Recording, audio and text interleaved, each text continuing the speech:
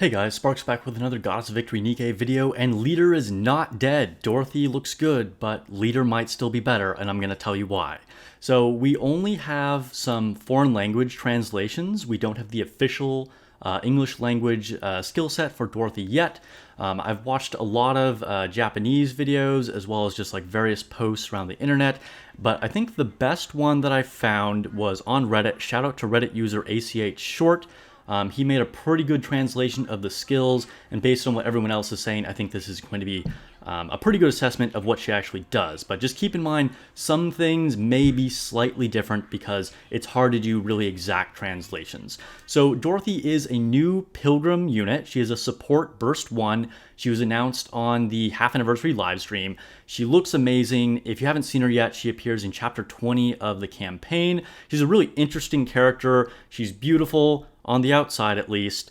We'll probably get more of her backstory in one of the events, but let's go ahead and take a look at her skills. So her skill 1 activates after firing the last bullet. Now this is really cool because this is another unit that doesn't need the Bastion Cube. It also means she'll probably pair well with Privity, so keep that in mind. But anyway, so it activates after firing the last bullet, and it reduces burst cooldown of all allies by 1.5 seconds. And of course, that's going to change based on how high the level is.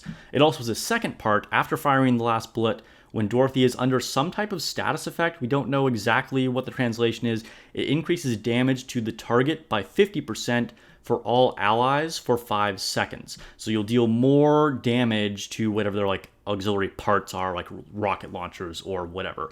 Now the burst cooldown is huge. The thing is, Leader's cooldown is actually greater, and this is dependent on Dorothy actually finishing the last round of her magazine. She's an assault rifle, and so that's probably going to be a 60-round mag, and so the burst cooldown is actually going to come a lot slower than Leader's. Alright, her skill 2 has a 20-second cooldown. Looks like this just happens passively. And it affects all branded enemies. And it deals 216% of Dorothy's attack split as an AoE among all the enemies. So we're also not completely sure on what exactly this means, but it's likely that this is going to reduce the total amount of damage based on how many enemies there are, because it's split amongst them.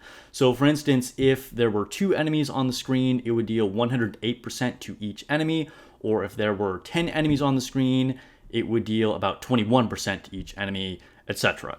So very powerful dealing with mobs. Probably the best situation for this is if there's like a boss and then like some other random enemies. It's going to be pretty effective for dealing with that situation. And then her burst is a 20-second cooldown, so big hype. We're getting a Pilgrim Burst 1 with 20-second cooldown, and it changes her skill 2 cooldown to only 2 seconds, which means you're just going to be AoEing people like crazy every 2 seconds, and she gains Pierce for 10 seconds. And we all know that Pierce is an extremely powerful ability for hitting multiple targets. And it has a second part to it.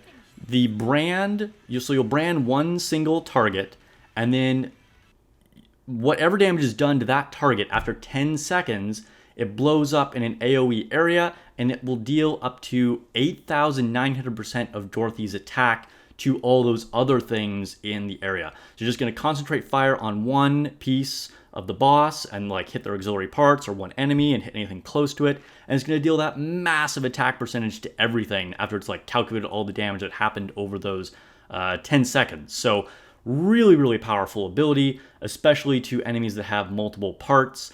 In the JP live stream, they showed it against the new solo raid, the Whale. This is going to work really strong against Chatterbox, things like that as well, I would imagine. But let's go ahead and think about this. So she is a Pilgrim, which means she will have inherently higher stats than Leader. She's going to be very strong, and very strong abilities. I mean, it looks like she's both kind of like good at dealing with a boss and dealing with mobs of enemies. That said, Leader's cooldown reduction is more, so points to Leader. Also, Leader gives you a huge attack buff, so even though Dorothy is going to be doing a lot of damage, Leader is buffing all of your squad by a huge amount with that attack buff, so we'll have to see how that actually comes out.